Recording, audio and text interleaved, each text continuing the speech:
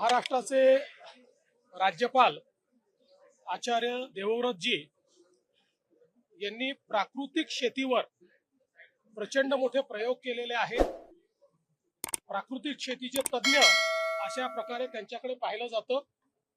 त्यामुळे आज महाराष्ट्रातल्या विधानमंडळातल्या सगळ्या सदस्यांसमोर आणि काही सन्माननीय खासदारांसमोर देखील प्राकृतिक शेतीवर त्यांचं एक व्याख्यान आम्ही आयोजित केलं होतं। आत्ताच्या वातावरणातल्या बदलाचा जो शेतीवर परिणाम होतोय किंवा आज एक प्रकारे जी काही उत्पादकता कमी होते, लोकांचं लागत मूल्य किंवा उत्पादन खर्च वाढतो आहे, या सगळ्या गोष्टींवर उपाय म्हणजे प्राकृतिक शेती आहे।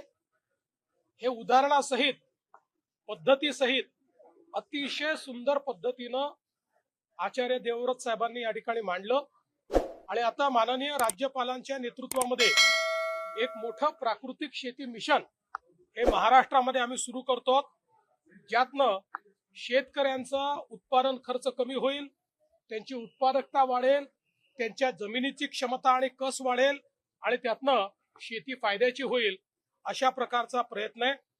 आजचं जे भाषण झालेलं आहे ते इतकं अप्रतिम झालंय की सर्व जे विधानसभेचे किंवा विधानमंडळाचे सदस्य होते त्या सगळ्यांना अतिशय हे भाषण आवडलेलं आहे आणि त्यांच्या माध्यमातून निश्चितपणे जे काही राज्यपाल महोदयांनी या ठिकाणी विचार व्यक्त केले आहेत ते शेतकऱ्यांपर्यंत पोहोचवण्याचा प्रयत्न आम्ही करू।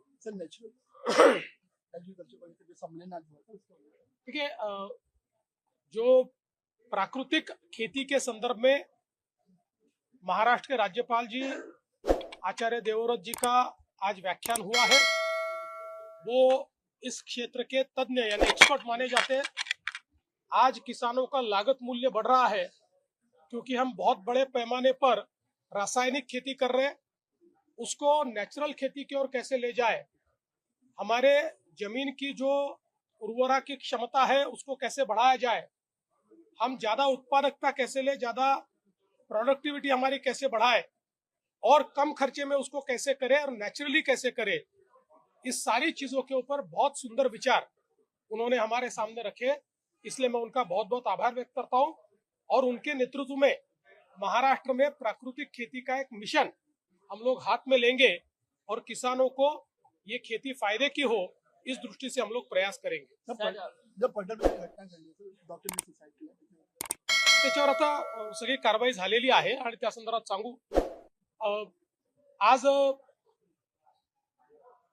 आपल्याला सर्वांना कल्पना आहे की मोठ्या प्रमाणात आता आपल्याकडे कापूस आणि सोयाबीन याचं जे काही उत्पादन झालेलं आहे, आता त्याची खरेदी केंद्र ही राज्य सरकार सुरू करते आहे। या संदर्भात पहिल्यांदा आपण नोंदणी करतो, याची सुरुवात 30 तारखेपासून आम्ही करतो। त्यामुळे सर्व शेतकऱ्यांना माझी विनंती आहे की कोणीही हमी भावापेक्षा कमी भावामध्ये व्यापाऱ्यांना माल विकू नये। आपण सगळ्यांची नोंदणी करणार आहोत आणि सगळ्यांचा माल हा आपण खरेदी करणार आहोत। त्या संदर्भात नाफेड असेल, केंद्र सरकार असेल, आपला पणन विभाग असेल, सगळ्यांनी मिळून राज्यभरामध्ये मोठं जाळं खरेदी केंद्रांचं आपण तयार केलेलं आहे। सीसीआयच्या सोबत देखील आपण त्या ठिकाणी टायअप केलेला आहे आणि म्हणून माझी सर्व शेतकऱ्यांना विनंती आहे की हमी भावापेक्षा कमी भावामध्ये कोणीही आपला माल विकू नये, त्यांनी सरकारकडे रजिस्टर करावं आणि सरकारला तो माल विकावा किंवा सरकारी केंद्रावर द्यावा। जर व्यापारी हमी भावाने तो खरेदी करत असतील तरच व्यापाऱ्यांना